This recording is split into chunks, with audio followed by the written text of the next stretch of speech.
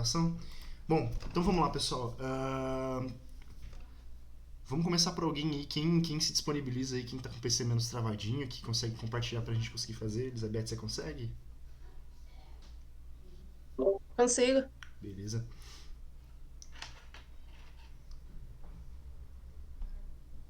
Fica à vontade que eu vou parar de compartilhar aqui, que era pra mostrar, já cheguei a mostrar.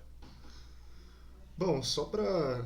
Assim, não é muito difícil, é basicamente aplicando tudo aquilo que a gente viu na última aula, que é conseguir pegar um valor de um formulário e jogar numa função. A diferença é que essa função vai fazer algumas coisas que vão dar a validação dos dados que for colocar. E inclusive para deixar um pouco mais complicado, na verdade não deixar complicado, né? Para complementar e fazer vocês entenderem um pouco mais de alguns outros conceitos, pode aplicar também a questão de token de sessão e ao invés de botar um login só, botar vários, tá ligado? Botar vários logins, porque a maneira que eu ia mostrar agora da validação é justamente de você ter um login fixo que pode ser aceito. Mas eu acredito que já com o tempo que a gente tem de aula assim, se for fazer só isso, dá tempo de passar tudo. Vamos lá, carregando aqui. A gente vai criar uma nova pasta hoje para um novo projeto, né? Sim. Do mesmo jeito que a gente criou o projeto 1, acho que foi esse o nome, né, que a gente deu, projeto 1. Foi, sim. Vocês podem criar alguma outra pasta agora chamada projeto 2 Acabei de criar aqui. e abrir no VS Code.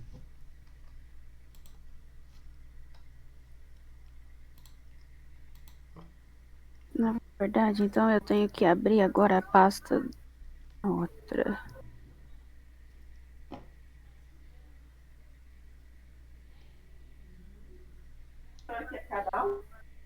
Oi? Gente, oi? Ainda não carregou, Elizabeth. Você consegue cancelar e iniciar? 6h40. Ah, Tyler, eu tá fazendo coisa, agora eu tô com medo, não sei se... Beleza, agora foi. Chique. Ô, Elizabeth, ao invés de você fazer a pasta do projeto 2 dentro da projeto 1, sabe o que você faz? Apaga isso aí. Vou te mostrar, vou mostrar pra vocês. Quando vocês conseguirem ver, eu vou mostrar pra vocês uma coisa interessante que dá pra fazer, que inclusive vai ser bom pro projeto que a gente tá fazendo. Como a gente não tá trabalhando com uma workspace dinâmica de Node.js, nem React, essas coisas assim, precisa de uma workspace específica, a gente, ao invés de deixar só o projeto aberto, a gente pode deixar a pasta dos projetos abertos. Aí você consegue acessar todos os seus projetos e revisar da forma que for conveniente pra você. Tá todo mundo conseguindo ver a tela da Elizabeth? Sim. Sim, sim. Belezinha, então vamos lá, ó. Vai lá em File, lá no cantinho. No canto esquerdo.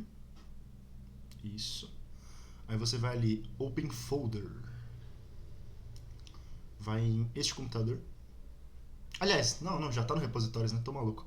Pode clicar em selecionar pasta, tá certo já. Não precisa nem criar aí, a gente pode... Não seleciona projeto 1. Apaga, que é pra selecionar a que você tá, que é a pasta repositórios. Isso, perfeito. Sem selecionar nada, aí você clica em selecionar a pasta, pode clicar. Se vocês forem notar, ao invés de estar aparecendo o conteúdo da projeto 1, agora está aparecendo a projeto 1, porque a gente desceu um diretório para a gente conseguir ver todos os projetos, que é um pouquinho melhor. Agora ali no íconezinho de criar pasta mesmo, isso, perfeito. Todo mundo criou uma pasta nova chamada projeto 2. É meio boba essa ideia de botar projeto no nome, né? Acho que seria melhor botar o que a gente está fazendo, né? Porque depois quando vocês forem estudar, vocês não vão ter que ficar deduzindo o que é. Vamos fazer o seguinte, então. Desculpa a demora aí, pessoal, tô aqui. Não, imperdoável. Seu bundão. Vamos fazer o seguinte, então. A gente acabou de começar, Fer. Você pode entrar no compartilhamento de tela da Elizabeth, que a gente vai estar criando umas pastinhas. A gente voltou uma pasta para trás. A gente não está mais dentro da projeto. Agora a gente está dentro da repositórios para poder ter acesso a todos os projetos. E agora a gente vai fazer uma coisa que a gente devia ter feito na primeira aula. Que eu não pensei muito bem. A gente acabou nomeando a pasta projeto como projeto 1. O que é péssimo se você for para pensar na hora de estudar. Vocês não vão saber o que é. Então faz o seguinte. Nomeia essa 2 como login com validação.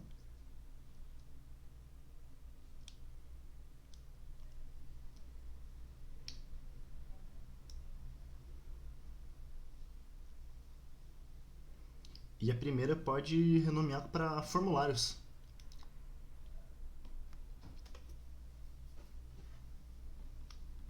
Perfeito. Como o que cortou aqui? Ah, formulário, certo. É isso, formulários na primeira, que foi o que a gente abordou.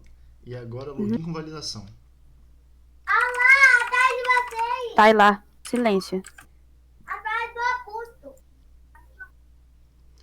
Show, vamos lá então. Agora, dentro da login com validação, você pode dar um clique mesmo que ele vai abrir. Você cria uma pasta nova, vai ser uma index.html mesmo, daquele mesmo esquema da outra aula. Não precisa ser Uma um pasta ou um arquivo? É, um arquivo, Ah. não uma pasta não. Meu Deus. Doidão das ideias. Isso, Tá, .html. Nesse index.html a gente vai fazer aquela outra coisa que a gente viu também que facilita a nossa vida, que é A exclamação, né? exclamação, exatamente. Vocês vão dar exclamação e vai criar um emmet. Perfeito. Vocês podem fazer uma coisa muito interessante também, que é mudar o título, né? Mudar o lang para PTBR, depois o título para Sim. login com validação. Aí vocês podem botar espaço, vocês podem botar acento, o que vocês quiserem, que não tem o menor problema. Perfeito. Elizabeth lembrou que o BR é grande. Show.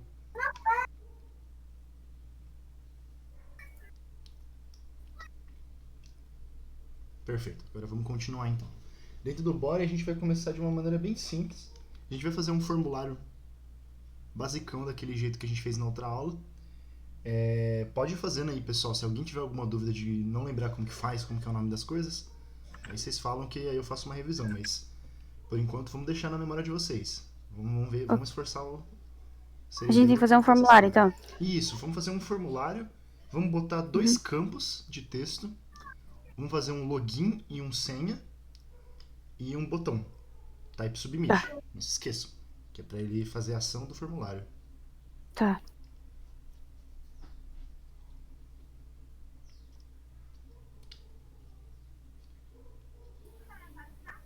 Nossa, gente, minha memória é fraca, não lembro, não. É input. Pode criar, eu vou revisando com vocês então. Ah, tá. Isso, input. A gente na verdade estava fazendo um esqueminha interessante que era a relação do label, né? Vamos começar com label mesmo? Ao invés de começar com input, começa com label e bota tipo usuário ou login. O que vocês quiserem assim que fica melhor pra vocês.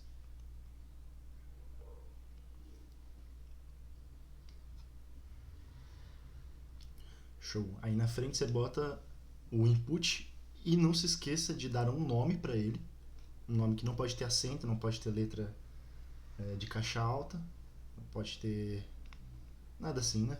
É um nome que a gente vai usar como meio que uma variável, né, por assim dizer. Você pode dar user, pode ser usuário também. Vocês podem colocar o nome que vocês quiserem. É porque eu pretendo não dar um padrão, porque assim cada um coloca um nome e se der algum erro a gente sabe que o erro não foi de só copiar, foi um erro de lógica mesmo. Então, isso, perfeito. Bota um BR depois do input para ficar bem organizado. Show.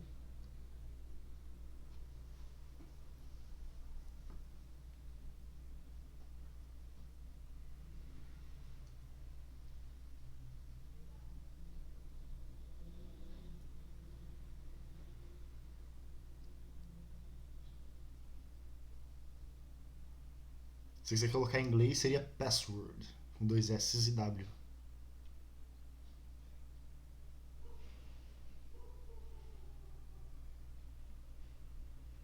Aí no caso é sem o O ali, no pass. É password.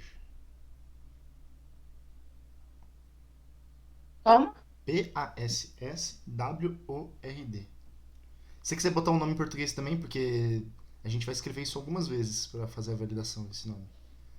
E também seria interessante você botar os dois inputs com o mesmo padrão, porque o de cima o user tá com a primeira letra em caixa alta e o segundo tá com a caixa baixa. Show, perfeito.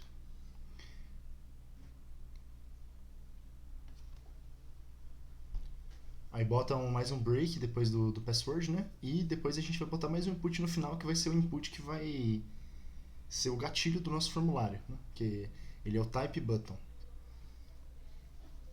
Aí além de você fazer ele com type button, você tem que botar a propriedade que vai dar o texto de dentro dele, né? Senão ele vai ficar ele fica aquele botão sem nada dentro, né? Aí ele tem que ser o type button e o value você bota o nome que você quiser que tenha no botão. Nome não, né? O texto. Ah, sua voz cortou. Como é Opa. que é? Esse input você tem que botar como type button. O botão, de botão em inglês. Não, é aquele mesmo esquema, das outras. O type, ele é uma variável e button é o valor dessa variável. Então você bota type igual, isso, perfeito. Bota type igual e o valor você bota entre aspas, perfeito. Aí para você botar um texto dentro desse botão, né, pra gente poder identificar, também não precisa, se vocês não quiserem, porque se você não botar nada ele fica como enviar, mas se você quiser botar alguma coisa seria value, né, nesse mesmo esquema do type, do name, value, V-A-L-U-E, isso, perfeito.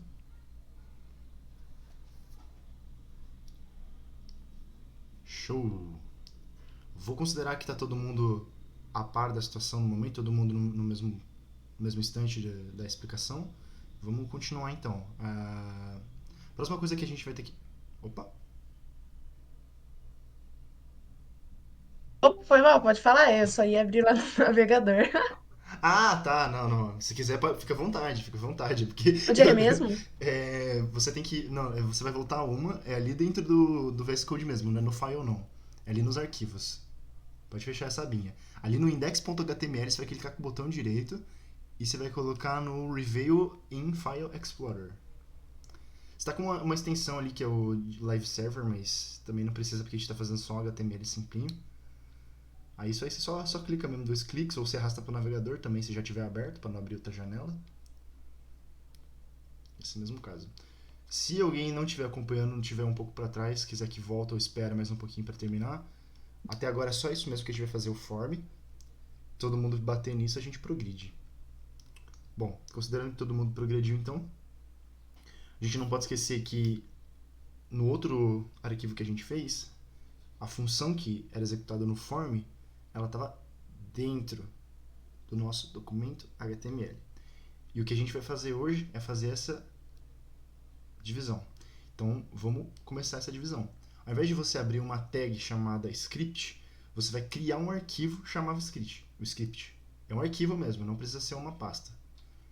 No momento a gente não vai trabalhar com hierarquia de organização nem nada. Só pode chamar de script.js. O .js é o formato de script do JavaScript. Bota um padrãozinho, Elizabeth, bota o S pequeno também. Todos esses arquivos assim a gente deixa tudo pequeno também. Não que vá afetar negativamente, mas é interessante a gente manter algum padrão. Beleza, show. Esse arquivo aí, a gente não usa mais HTML dentro dele. A gente usa só JavaScript mesmo, não precisa nem botar aquela tag que a gente botava dentro do HTML, que abre o script e fecha, porque aí tudo que tiver aí dentro vai ser JavaScript, independente de qualquer tipo de marcação. Vão ser funções e execuções padrão. Bom, todo mundo tendo criado, a gente vai então fazer a nossa função do formulário, né? Bom, a gente não chegou a colocar lá no submit, mas a gente pode começar fazendo a função, então. Vocês podem começar a fazer uma função no JavaScript com uma sintaxe bem padrãozinha, que é interessante vocês decorarem, ou pelo menos se acostumarem com o som dela, porque vocês vão ouvir bastante, que é as function, no caso. Vocês podem escrever function, que aí vocês vão vocês vão botar a palavra-chave para iniciar uma função. Agora, para você dar um nome para essa função, você dá um espacinho e você escreve o nome que você quiser. Preferencialmente sem acentos e seguindo o padrão camel case. São as letras pequenas e as letras em caixa alta apenas na divisão de palavras. Então, por exemplo, enviar dados, o D seria grande. Enviar formulário, o F seria grande. Mas a primeira letra da palavra é sempre pequena. Bom, para a gente progredir agora, não pode esquecer, Elizabeth, é quase isso que a gente vai fazer. Só não pode esquecer do seguinte, depois de enviar dados, a gente vai ter os parênteses, porque é lá que ficam os argumentos. Mesmo que a gente não tenha nenhum argumento no momento. Porque ainda assim, mesmo sendo uma função void, que não retorna nada, mesmo sendo uma função que não recebe nenhum parâmetro, que faz uma coisa em padrão, é sempre interessante a gente ter isso, porque senão o JavaScript não identifica que isso é uma função. Perfeito. Considerando que todo mundo está aí, agora vamos para a linha 2. A gente vai fazer o quê? Como a gente vai fazer uma validação, a gente tem que fazer a mesma coisa que a gente fez naquele outro script que a gente fez. No outro script não, na outra página que a gente fez, que é de formulários. A gente vai instanciar document, que é o nome do arquivo inteiro do index.html, document tudo com a letra pequena. Perfeito. A gente vai pegar uma característica específica do document, é colado mesmo, não precisa dar espaço, tudo junto. Porque essa coisa, quando você tem um pontinho entre duas coisas, É porque é algo que pertence à coisa anterior. Essa é a parte de hierarquia do JavaScript. Por exemplo, se você tem document.forms, quer dizer que forms é pertencente a document. Document, nesse caso, é o elemento DOM do HTML, que é tudo aquilo lá que a gente estava escrevendo dentro do ponto HTML. Aí a gente vai pegar o forms, então é F-O-R-M-S. Aí você abre o colchete e aspas. Pode abrir aspas. Perfeito. Só que tem uma questão que é o seguinte, a gente não chegou a nomear o nosso formulário. Ele ainda é um formulário sem nome. Então a gente vai voltar lá para o HTML e a gente vai dar um nome para esse formulário. Eu decidi qual que vai ser o nome dele, vocês podem colocar login, vocês podem colocar autorização, autenticação, qualquer nome que vocês quiserem colocar. É com a tag name mesmo, a mesma tag que a gente usou nos inputs.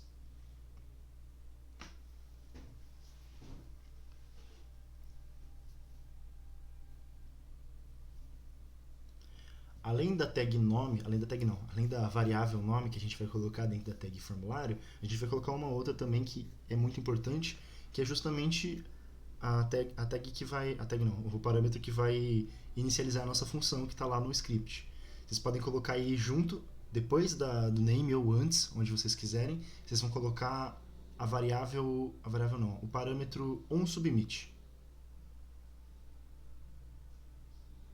Não é parâmetro nem variável, né? Eu estou me confundindo um pouco e isso pode acabar sendo um pouco confuso na hora de vocês aprenderem, então eu vou me regular um pouco melhor. Na verdade, o nome disso é propriedade, a propriedade de uma tag. Vocês colocaram a propriedade name e vocês colocaram a propriedade de função submit.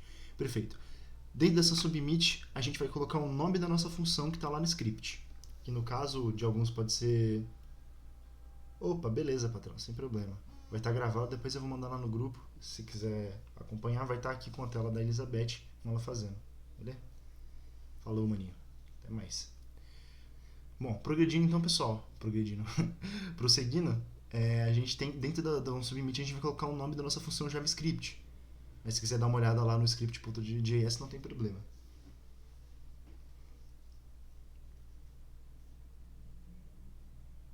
Desculpa, cortou tudo? O que é pra fazer? Opa, perdão. Vocês vão ter que pegar e botar dentro do onSubmit o nome da função que vocês instanciaram lá dentro do script.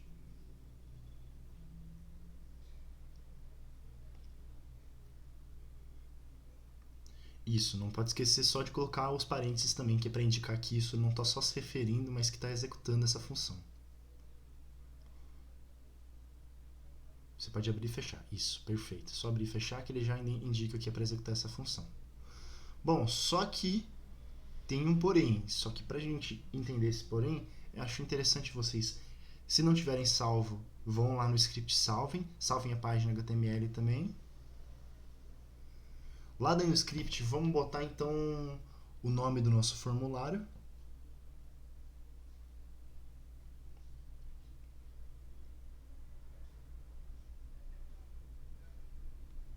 Show! Agora a gente vai...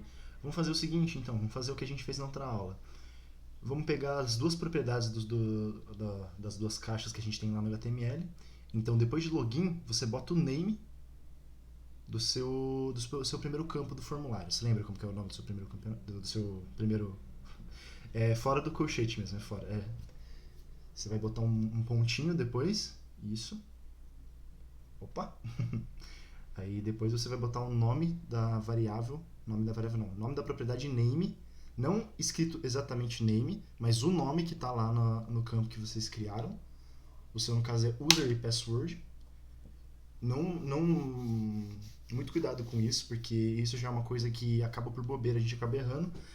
Aí tá certo, que você colocou o user com o pequeno. Lá no formulário, você botou o U grande. Não é muito interessante a gente fazer isso. Você pode até colocar lá o user com o U grande, não tem problema. Mas eu recomendo também que name, essas coisas assim que você vai usar dentro de outras propriedades no JavaScript, você segue o padrão de usar o camel case. Mesmo que seja só uma palavra, o camel case joga tudo para baixo, fica tudo pequeno. Perfeito. E a gente vai pegar o que de user? A gente vai pegar o valor, né? Então a gente vai ter que pegar a propriedade .value.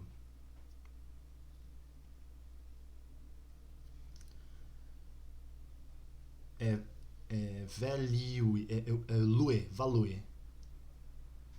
Isso, perfeito. Só que se vocês forem notar, esse script com essa função não está fazendo nada no momento. Você está só falando, eu quero pegar o formulário login de documentos e eu quero ver qual que é o valor de usuário. Só que você não está falando para o JavaScript fazer alguma coisa. Então, por enquanto, a gente vai fazer aquela coisa meio preguiçosa de botar dentro de um alert. Vocês podem copiar tudo isso aí, toda essa linha inteira que vocês têm na linha 2 aí. Vocês vão copiar isso e jogar dentro de um alert. Dentro do JavaScript mesmo, dentro do script.js. Aí na segunda linha vocês podem dar um Ctrl X, que aí vocês vão apagar tudo isso. Só que vai estar no Ctrl V de vocês. Perfeito. Aí agora vocês vão escrever alert, que é aquela função do JavaScript que joga aquela tela na nossa cara. E você vai abrir o colchete, não, vai abrir os parênteses para você poder colocar o parâmetro. E o parâmetro de alert vai ser isso que vocês copiaram. Chique. Agora vocês podem repetir isso para o campo de baixo, que seria password, ou senha, ou token, não sei como vocês nomearam, aí fica a critério de vocês. Vocês repitam esse mesmo processo para a gente poder pegar os dois valores do formulário.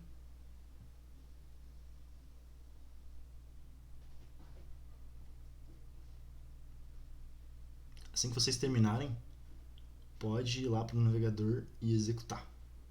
A gente vai ver uma coisa muito interessante que vai acontecer com isso.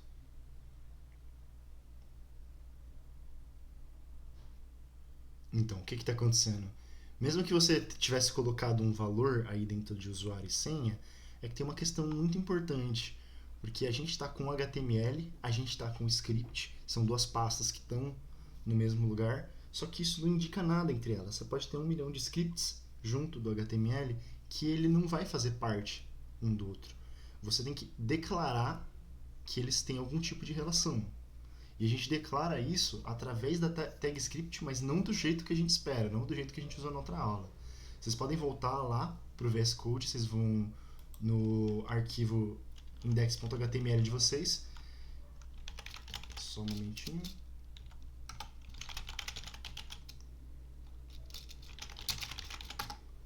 Esqueci... SRC, perfeito. Eu não tava com certeza se era a mesma propriedade que eu estava lembrando, mas é assim.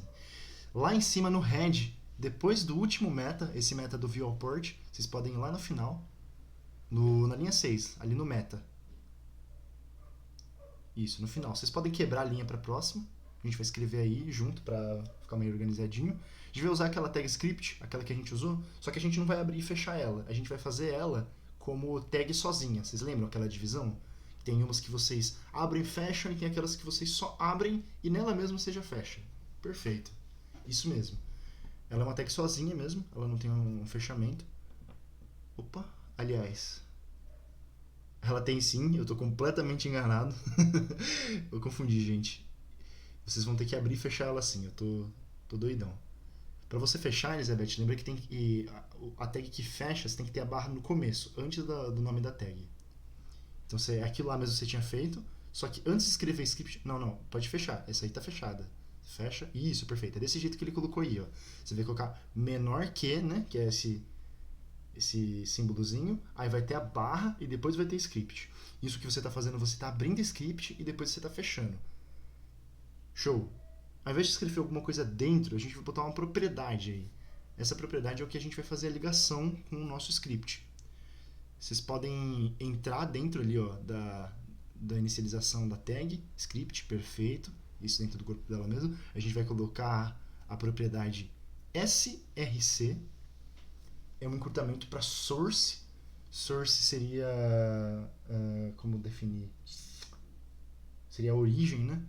É de onde a gente vai pegar o script. E agora a gente vai colocar o nome do nosso script. O nome do nosso script é o nome do arquivo do nosso script. Então, nesse caso seria... Opa, oi? Isso daí não é para imagem? Também. Pasme, também é para imagem, também é para links. Isso aí tem várias funções dentro de várias tags, na verdade. Ah, tá. Pode colocar aí dentro mesmo que é isso aí mesmo. Creio eu, né? Se eu não estiver completamente enganado e o W3 Schools também não tiver. Mas aí você bota aí, script.js. Que é o nome do seu arquivo de JavaScript ali, ó. Se você tivesse uma pasta de hierarquia, a gente ia botar também. Só que como tá tudo junto, só de botar o nome ele já sabe qual script que é. Então tá certinho, é isso aí mesmo. Você vai ver que ele vai ficar até com um sublinhado, né? Pra indicar que ele tá conseguindo encontrar esse script, que ele é clicável. Se você quiser, inclusive, se você apertar Ctrl e clicar em script.js, ele vai te levar para a pasta que ele está falando aí, viu? Ele já abre exatamente o script, quer dizer que ele está lendo certinho. Você pode salvar isso e no navegador e rodar para certificar de que está tudo certo.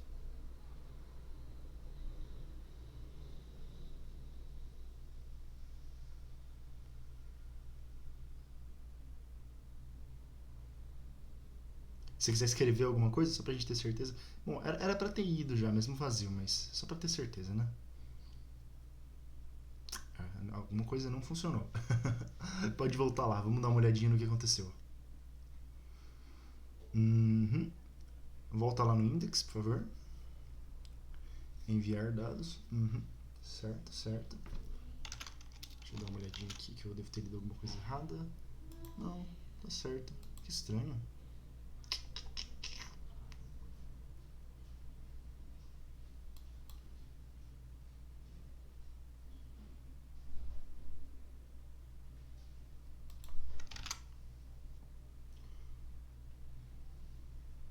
Ah, tá. Nossa, gente. Que gafe, cara. Isso que dá a idade, cara. Eu tô ficando idoso. Lá pra trás eu falei uma coisa errada pra vocês. Que inclusive eu passei um tempo explicando na outra aula a diferença e agora eu botei exatamente esse erro. E isso é importante de lembrar as coisas, né? Diferente de eu que eu esqueci tudo que eu tinha falado. Que é a relação da diferença entre type button e type submit. Ali no botão que vai enviar o form, a gente não usa type button, a gente usa type submit. Porque o type button, ele é um input que se comporta como um botão, mas aí você precisa botar uma função nele. O type submit, ele vai executar a função que está no nosso formulário. Então agora vai dar certo. Pode salvar e abrir o navegador que agora vai funcionar.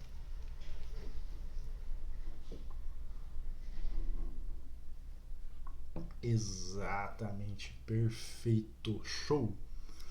Agora, o que a gente vai fazer de diferente, além do que a gente já fez de separação dos arquivos aqui?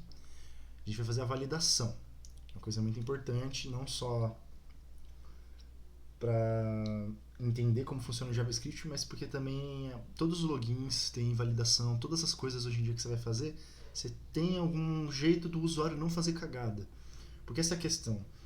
Se todo mundo fosse genial, a gente não precisava de validação de input. Mas sempre vai ter alguém que vai tentar mandar o login e a senha vazio. E em alguns casos, por exemplo, se você já tem um site que está todo integrado, todo completinho, e você faz uma consulta no banco de dados, você não quer que o seu usuário fique mandando valores vazios para fazer consulta. Você vai estar gastando recurso. Em alguns casos pode até ser negativo, né? Porque alguns bancos de dados vão... dependendo de como você configurou a sua tabela de login, pode acabar dando todos os registros para a pessoa, né? Então, vamos fazer uma coisa muito interessante. Lá no script, ao invés de dar alert agora, a gente vai fazer a validação antes de dar o alert. Sabe o que a gente vai fazer? Ao invés de você dar esses dois alerts, joga ali, vai no último alert, quebra a linha. A gente vai fazer uma condicional do JavaScript, que é algo que a gente não abordou ainda, mas é bem simples, é bem parecida com o do Python. A diferença do que a gente aprendeu do primeiro semestre para o JavaScript agora é que, diferente do Python, o JavaScript ele não se importa com a indentação. Para você ter a separação da função do que você está executando, se você for notar ali essa própria função, você tem a chavinha abrindo e fechando. Isso define o escopo de funções, variáveis, objetos, etc. Então, se você quiser botar tudo, por exemplo, se você quiser programar JavaScript em uma linha, você consegue. Inclusive, isso é um jeito que eles fazem para você economizar recursos na hora de publicar sites, porque, bom, você não vai precisar ficar lendo o script quando você tiver com o site rodando, então ele fica feio, né? É o uglify. Então, vamos lá, vamos fazer uma condicional de JavaScript, então.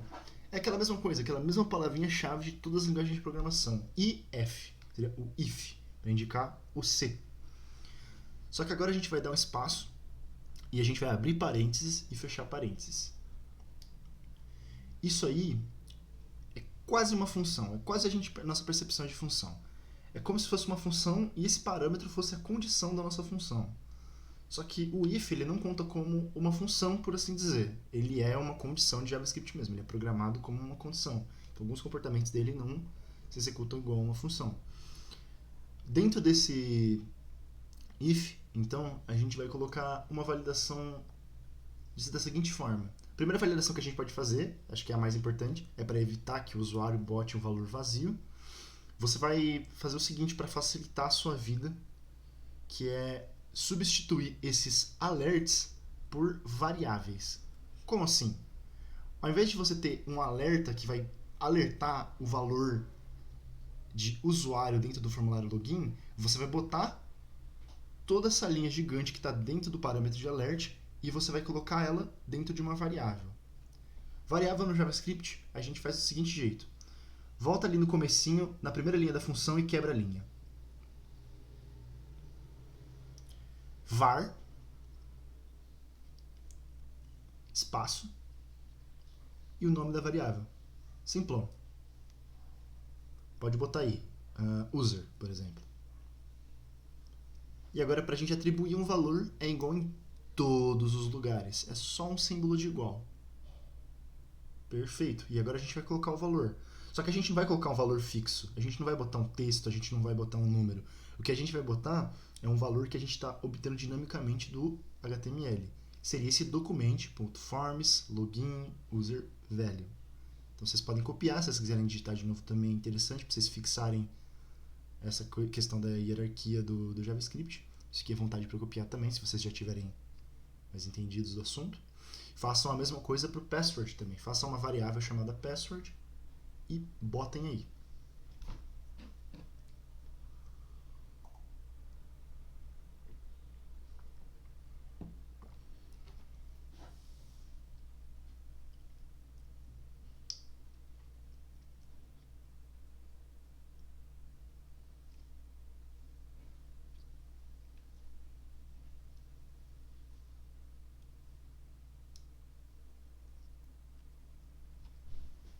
Show! Agora a gente pode fazer o seguinte. Não precisa fechar colchete não precisa fechar parênteses, porque a gente não chegou a abrir um. Você pode apagar essas duas linhas de alert, elas não vão ser necessárias no momento. Pode apagar essa linha extra também que ficou, ou se quiser deixar por espaçamento e organização também não tem problema. Agora dentro do if, a gente vai fazer uma comparação. Uma comparação no JavaScript ela é bem semelhante a uma definição, que é o que a gente está fazendo ali na linha anterior, que é definindo o valor de uma variável. Só que também tem uma outra coisa que eu não posso esquecer de abordar, que também é muito importante, que é a relação de que não existem só variáveis dentro de JavaScript, existem outras formas de você declarar valores. Além de uma variável, a gente também tem uma coisa chamada constante. Não sei se vocês lembram a diferença, mas é meio que explícito no nome, né? Uma variável é um valor que você armazena, que você pode mudar ele, e uma constante é um valor que não muda, ele é constante, né? Qual que é a questão nessa função no momento no que a gente está fazendo? Agora, nada. Não faz a menor diferença se usar uma variável ou uma constante dentro do contexto que eu vou falar agora, que seria para você colocar o valor que você está pegando do HTML. Por quê? Esse valor a gente está pegando no começo da função e a gente vai fazer uma validação nele, mas a gente não vai mudar o valor dele. A gente não vai mudar o valor do formulário. A gente vai só pegar e conferir o valor que está nele, e se tiver do valor que a gente espera, a gente vai fazer algo, se não, a gente vai fazer outra coisa. Mas só para vocês terem a ideia de como é a sintaxe, vocês podem ir ali nas duas linhas anteriores e substituir var por const.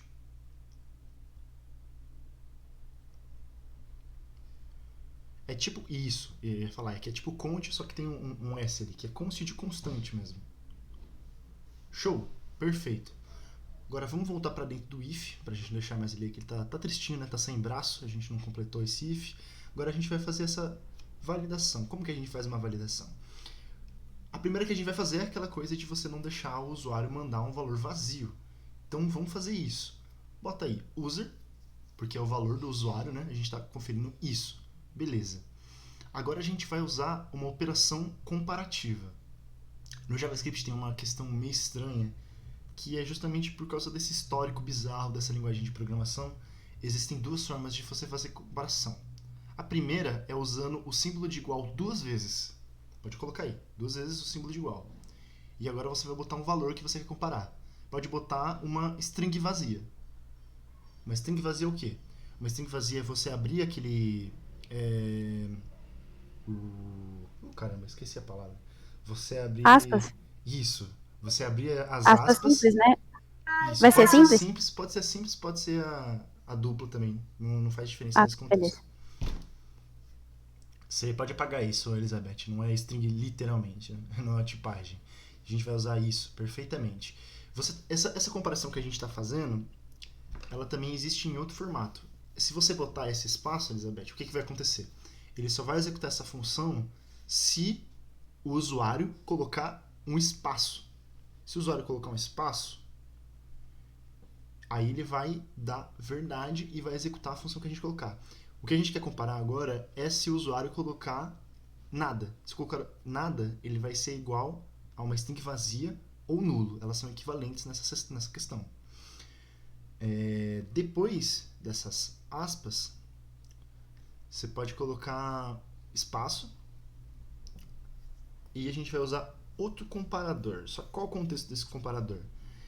A gente não está indo um por um em todos os comparadores antes de aplicar eles, porque a gente não tem muito tempo de aula. E se a gente for fazer dessa maneira meio ortodoxa, né, por assim dizer, de ensinamento de coisa por coisa antes da gente botar ela para aplicar, eu estou preferindo já colocar aplicando. Que é o seguinte operador. Vocês sabem o que é o e-comercial? Sim, Se sim. souber, bota aí, Elizabeth. Vamos ver se você sabe. Vamos ver se você manja qual que é o e-comercial. Isso, perfeitamente. Agora você pode repetir ele mais uma vez. Junto, coladinho mesmo. Esse é um operador de... É exatamente o que, se você olhar ele desse jeito, ele é um E. E qual que é a lógica dele? É exatamente isso, é um E. A gente deu muita sorte porque no português acaba sendo bem literal o E, que é realmente um E. Você está dando uma condição, você está falando E, essa outra condição. Então, se essa primeira condição for verdadeira e essa outra condição for verdadeira, quer dizer que o valor final dessa comparação é verdadeira. Eu vi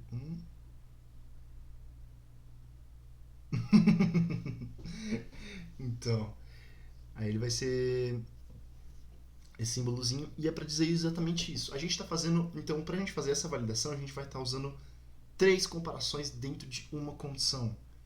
Isso já pode gerar um pouco de confusão. Então, se vocês estiverem achando muito confuso, não tem problema, a gente para e aborda mais isso por um tempo. Vamos lá. A gente vai fazer agora a comparação de senha, porque a gente precisa que tanto o usuário quanto a senha não sejam vazios para a gente efetuar um login. Então, você bota esse EE, espaço, e agora você bota password, exatamente. Você vai colocar a variável que você pegou lá do índice, do HTML. Agora você vai colocar igual, espaço e as aspas.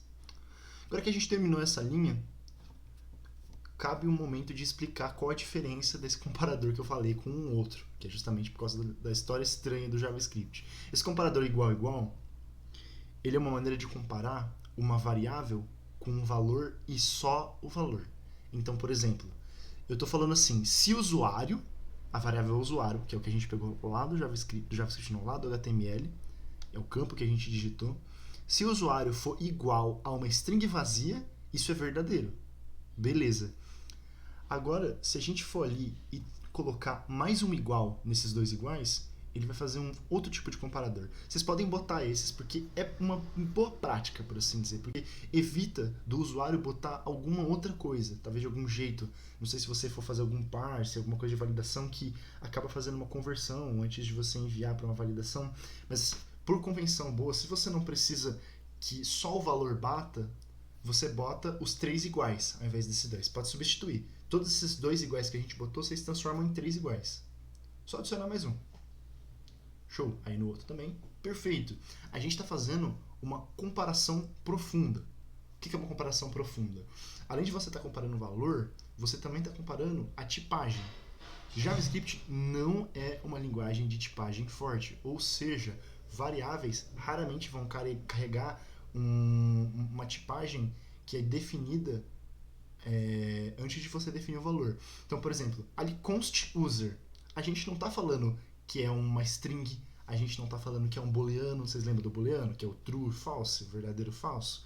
Então, a gente não está definindo qual o tipo dessa variável, a gente só está definindo o comportamento dela, a gente está falando se ela varia ou se ela é fixa.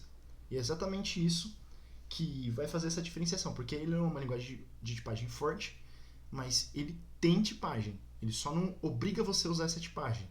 Então, esse comparador, ele compara por exatidão. Então, se o usuário for um texto e for vazio, é verdadeiro. Se o usuário for um objeto vazio e o user não for, por exemplo, se você está comparando ali, se você passou para o user um objeto vazio, ou uma lista vazia, ou um zero, e você comparar com uma string vazia, ele vai dar false. Entendeu? Então, ele vai fazer essa comparação específica do valor. Um jeito de... É porque eu acredito que isso talvez esteja um pouco abstrato para vocês. Eu vou compartilhar minha tela no momento para mostrar um jeito de explicar isso para vocês um pouco melhor. Se vocês quiserem trocar a transmissão um pouquinho, só para mostrar uma coisa para vocês aqui. Rapidinho, não vai interferir a minha e a sua ligada não, né? Não. É só vocês trocarem e depois a gente troca de volta. É rapidinho, só Ah, pra, tá. só pra mostrar uma coisa. Aqui no console do navegador, eu vou deixar aberto. Não sei se vocês estão vendo já. Vou esperar só uma confirmação de vocês. Se vocês estiverem vendo, só dá um ok aí, só fala alguma coisa. Eu tô vendo. Eu também. Eu também. Show! Vamos lá, então. O jeito da gente demonstrar isso é assim. A gente tem uma variável A. Talvez seja muito pequeno, deixa eu dar um zoom. Tá vendo aqui, ó? Vamos lá. A gente tem a variável A. E o valor dessa variável A é 0. E agora a gente vai definir uma outra variável, que é a variável π. Essa variável também é 0. Só que qual que é a diferença? Ela é uma string de 0. Ela é um texto, e o texto que está aí é um 0. Qual que é a diferença entre elas? As duas são variáveis, só que isso é uma tipagem numérica. Essa primeira é uma tipagem numérica, e essa segunda é uma tipagem textual. Se eu vim aqui e falar A é igual a B, tá vendo? Eu coloquei só dois iguais e ele me retornou o quê? Sim, verdade, A é igual a B. Você olha aqui e você vai falar pra mim, A é igual a B? Dependendo do jeito que você olhar, sim. Porque aqui é um 0 e aqui também é um 0. E comparando só o valor, realmente, eles são iguais. Agora, se eu falar, compara com exatidão, eu quero saber se A é exatamente igual a B. Aí você bota 3, ele fala, no, A não é exatamente igual a B. A é um valor de 0 numérico e B é um valor de 0 textual. Ele considera isso. Aqui naquele que eu estava falando do usuário. Se, por exemplo, A for isso aqui é aquela chavinha que a gente tem usado até agora, certo? Isso aqui no JavaScript se chama objeto. Isso aqui é um objeto vazio, porque não tem nada dentro. Eu não estou fazendo nada, não estou executando função, não estou botando nenhum valor, não tem nada aqui dentro. Se A for um objeto vazio e B for uma array vazia, o que é uma array?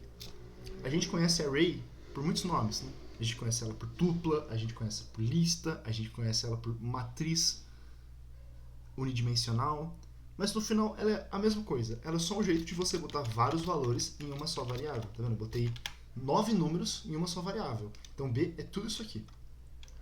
Só que se eu colocar nada nela, aqui ó, pô, vazio, e eu comparar agora A é igual a B? Não. Por quê? Nessa questão de você comparar, mesmo que seja uma comparação simples, essa comparação ela nunca se aprofunda a mais de um nível de hierarquia. O que isso quer dizer? Isso aqui é um puta de um palavrão, mas o que significa isso? Quando você vai comparar um valor direto, ele considera, sim, dá para fazer uma conversão de tipagem, para você fazer uma comparação explícita, que é essa aqui, uma comparação explícita. Você está comparando o valor, não importa a tipagem, qualquer coisa, beleza. Tanto que se você botar os três iguais, ele fica a mesma coisa, porque tanto em tipagem quanto em valor são completamente diferentes, e a comparação não permeia dentro desse objeto. Agora, se eu falar, por exemplo, se A for um objeto e dentro desse objeto eu tiver a característica nome e o nome for, por exemplo, Tamara, e agora a gente vem aqui e fala, isso aqui é uma lista, só que isso aqui é uma lista com um objeto dentro. Olha só que loucura, você pode fazer isso, você pode fazer uma lista de qualquer coisa que você quiser. E dentro desse objeto, a gente tem um objeto nome e a gente tem um nome Tamara. O valor é o mesmo aqui. Nome Tamara. É o mesmo objeto. Se a gente comparar isso, ele é a mesma coisa? Não! Mesmo isso aqui sendo um objeto e isso aqui sendo uma array, eles são diferentes, mas têm um valor igual, a comparação não permeou dentro. Ele não veio aqui e falou, caramba, isso aqui é um objeto com o nome Tamara. Esse aqui é uma lista que tem um objeto com o nome Tamara. Ele não vai ver isso. Ele vai ver só, tipo, se eles são exatamente iguais. Então, se eu vim aqui e falar que A é um objeto vazio e B também é um objeto vazio, e eu fizer a comparação, oh meu Deus! O que aconteceu? Os dois são objetos vazios, eles são do mesmo tipo, eles têm o mesmo valor. Independente do valor que tiver dentro, ele não permeia a comparação. Ele não sabe dizer se esse objeto é vazio e o outro objeto também é vazio. Ele só sabe dizer que eles são dois objetos que não são mesmo, porque eles foram criados em momentos diferentes. Isso aqui é um objeto A, isso aqui é um objeto B. Independente do que tiver dentro deles, eu não consigo dizer se eles são iguais, porque eu nunca vou permear, eu nunca vou entrar no objeto para saber. Eu nunca vou ver os filhos desse objeto. Eu nunca vou ver os itens desse objeto. Os itens dessa lista, os itens dessa tupla, independente do que for. A gente não consegue fazer uma comparação profunda. E isso aqui, eu não sei nem se vocês estão conseguindo processar isso, porque isso é um pouco confuso. Só que é uma coisa que eu tô querendo adiantar a vocês, porque isso aqui foi um paradigma do JavaScript especificamente que me demorou e me quebrou a cabeça por tanto tempo que vocês não têm ideia. Porque no momento, talvez vocês não estejam pensando em comparar objetos. Mas mais pra frente, quando vocês forem trabalhar no projeto, isso vai acontecer. Principalmente na hora de você fazer o web scraping. E se você, por exemplo, quer fazer uma comparação de eu vou pegar uma lista aqui de um lugar e eu vou ver se ela é vazia. Como que eu comparo isso? Como que eu comparo? Porque se eu não consigo comparar um objeto vazio com um objeto vazio, como que eu faço isso?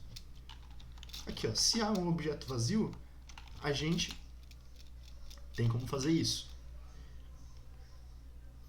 Vamos fazer primeiro com lista, porque é uma coisa mais simples. Vamos lá. Se A for uma lista, eu tenho uma lista e eu tenho vários elementos, certo? São vários elementos dentro de uma lista. É uma array. São vários valores. Mas aí, por exemplo, vamos supor que eu retornei uma lista vazia. Então A é uma lista vazia. A é abre colchete, fecha colchete. Eu não consigo definir se ela está vazia comparando ela com uma lista vazia. Mesmo que eu defina aqui uma lista vazia, mesmo que eu coloque isso dentro de uma variável, ele vai dar false, mesmo que elas sejam equivalentes. Como que a gente faz isso numa lista? É bem tranquilo. Isso é uma coisa que é importante vocês lembrarem de propriedades de todas as coisas do JavaScript têm propriedades normalmente. Então, por exemplo, A, que é isso aqui, a gente já definiu isso, certo? A é uma lista vazia. A é uma lista vazia, mas A tem propriedades. Quais são as propriedades de A? Várias. Por exemplo, se eu colocar aqui o ponto, o próprio console do Google Chrome já vai jogar para mim todas as propriedades que essa lista tem. Tá vendo? Olha isso. Isso aqui é uma lista vazia e tem tudo isso. Vocês imaginam isso? Isso aqui é um valor que está completamente vazio. Eu não coloquei nada dentro dele e ele tem tudo isso. Como que a gente faz para comparar se isso aqui está vazio? Existe uma propriedade de listas que é o length. Vocês lembram que é length? Length é tamanho. Ou nesse caso, posso dizer... Não, na verdade uma tradução certa realmente seria length. Então, para eu saber se está vazio, se o tamanho dessa lista for 0, quer dizer que está vazio, certo? Se eu tenho uma lista com 0 itens, é uma lista vazia. Então, se eu quero comparar, a lista está vazia, eu venho aqui e falo, o tamanho da lista é 0. Pronto, a gente já descobriu se o tamanho é 0. Agora, se eu vim aqui e eu coloco um valor, pronto, agora isso aqui é uma lista, botei tudo errado aqui. Se isso aqui for uma lista que tem 1, 2 e 3, beleza, isso aqui não é uma lista mais vazia. Se a gente fizer aquela comparação, A ponto, o tamanho de A é igual a 0? Ele vai falar, não, não é igual a 0. Não é. Então, agora a gente pode voltar para Elizabeth e continuar a relação da comparação, porque isso vai entrar justamente na questão do que a gente vai fazer agora. Uma input vazia, uma input com um 0, uma input com um espaço, a gente não pode deixar ela acabar sendo confundida. Então, opa, tranquilo, Ferrari. A gravação vai estar lá no grupo, qualquer coisa você acompanha lá. Falou. Beleza. Se a pessoa colocar, sei lá, o usuário dela por algum motivo for 0 e você quiser que isso aconteça, a gente não pode fazer uma comparação simples, porque ele acaba dando verdadeiro, mesmo se o usuário não for exatamente aquilo, ou falso, dependendo da condição que você for colocar.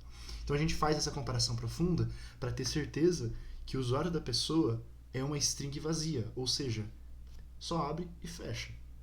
Não tem nada dentro, é só um input que a pessoa não colocou nada e tentou clicar no botão. Que o usuário, ele é sempre muito inteligente, ele vai abrir um formulário, ele vai tentar mandar o formulário vazio. Então a gente tem que se preparar para isso. Essa condição que a gente gerou aí com o if é uma condição para ver se esses dois valores estão vazios.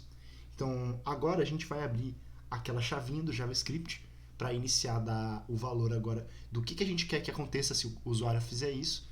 O que a gente vai fazer? A gente vai dar um alerta, a gente vai dar um grito no ouvido do usuário. Pode colocar aí, alert. A gente pode abrir e fechar.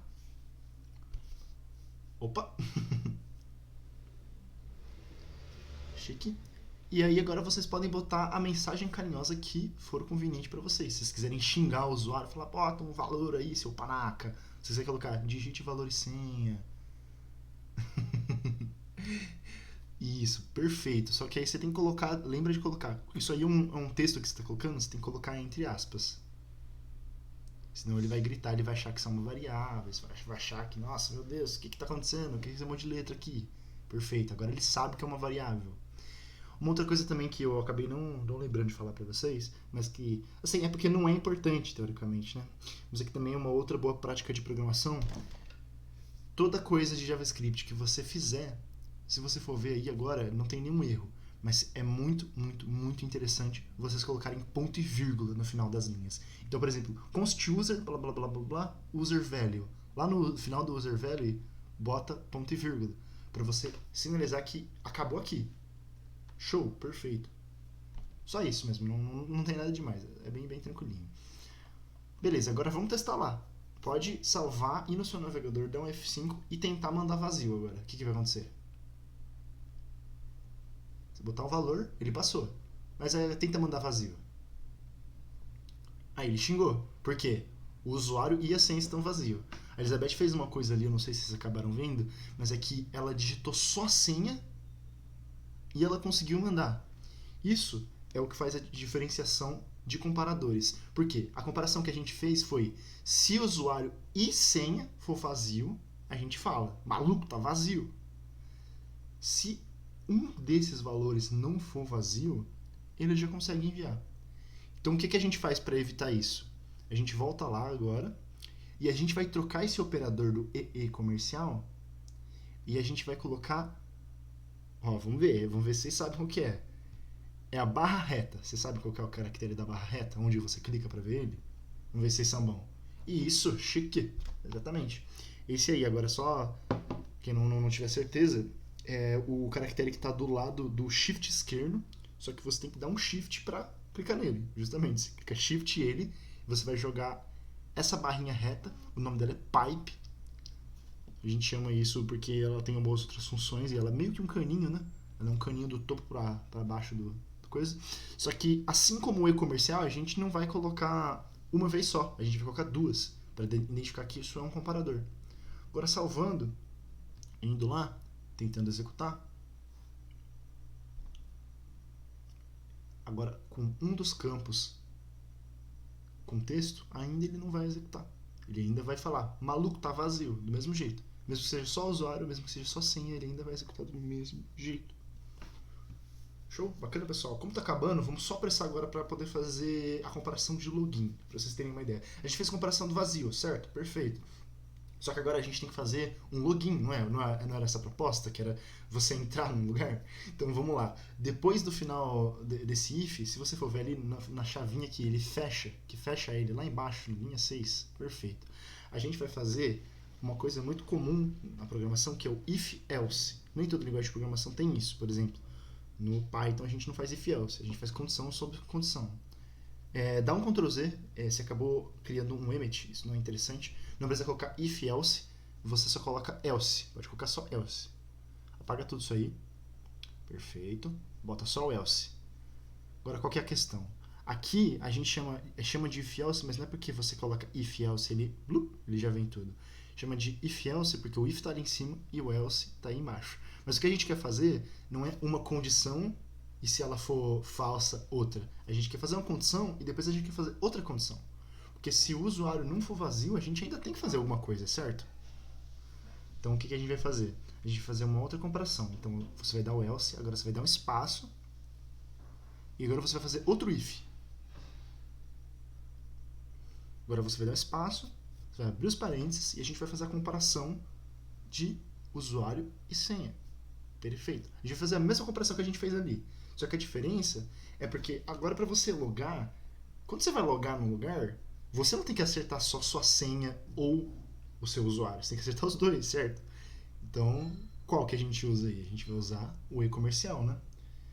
Então agora eu vou deixar a critério de vocês fazerem isso aí. Eu vou dar um minutinho pra vocês fazerem e vamos ver se vocês lembram certinho, se vocês conseguem comparar com o código de cima para poder repetir esse padrão. Se alguém tiver com alguma dúvida, me chama que a gente dá uma olhada em cima disso.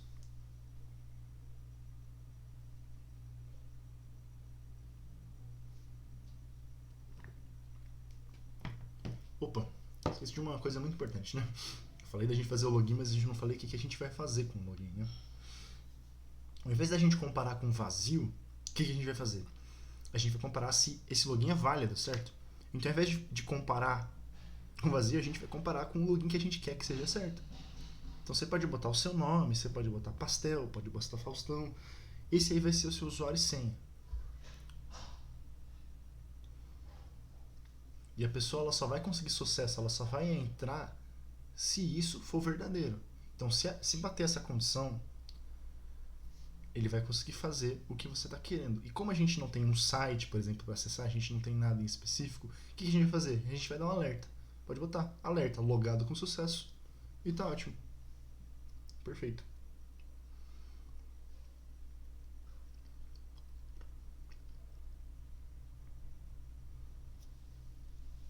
Show! Agora vocês podem salvar e testar. E vocês vão ver que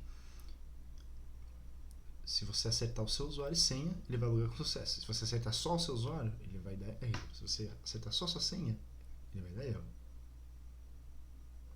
Ó.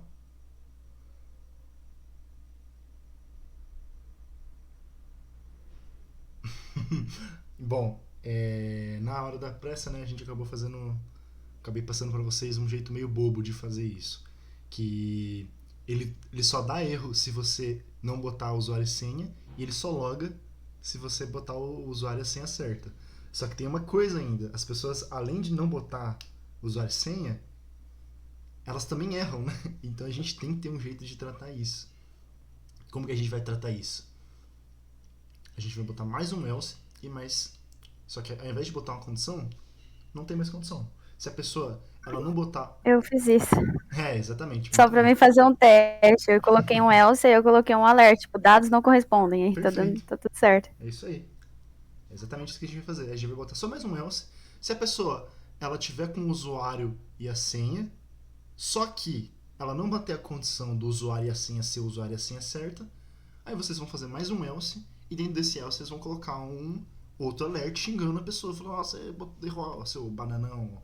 Ou você só fala assim, token de autenticação não coincide. Ou erro de autenticação. Erro no login. Fica a liberdade criativa de vocês aí.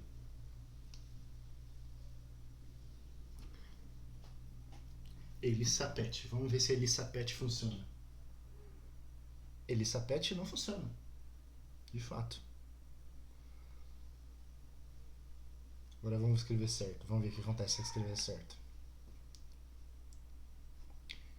Se você escrever errado, ele dá errado, Elizabeth. Mas o que tá de errado? O que você escreveu de diferente? Exatamente. Aí, a caixa que você tá colocando, se é caixa alta ou caixa baixa, isso importa também. Belezinha? Bom, pessoal, isso aqui não é o melhor jeito de fazer um login. Esse aqui é o jeito mais simples de entender a condicional. Porque a gente fez dois tipos de... Dois tipos não, a gente fez os 3 tipos de condição que existem. Que é o if, a gente fez um else if e a gente fez um else. Só que, se vocês forem notar, ficou muito verboso, ficou muito grande, ficou meio feio também, né? Não ficou a coisa mais linda do mundo. Então, na próxima aula, a gente, ao invés da gente fazer um novo projeto, a gente vai continuar nesse projeto e a gente vai melhorar esse projeto. Ele ainda vai ser um login com validação, só que a gente vai fazer ele de maneiras melhores. Beleza? Bateu o tempo aí de todo mundo, vocês com certeza têm outras coisas para fazer, eu não vou tomar mais tempo de vocês. A aula está encerrada. Se alguém tiver alguma dúvida, pode me fazer nesse momento, antes de eu ir embora para o Panamá. Muito bom, Matheus. Obrigada pela ajuda. Valeu, pessoal. Aqui tá Se tranquilo. puder Obrigada, depois Matheus. disponibilizar o código e a aula gravada, porque eu tô pelo celular ainda. Pode crer. Eu interrompi a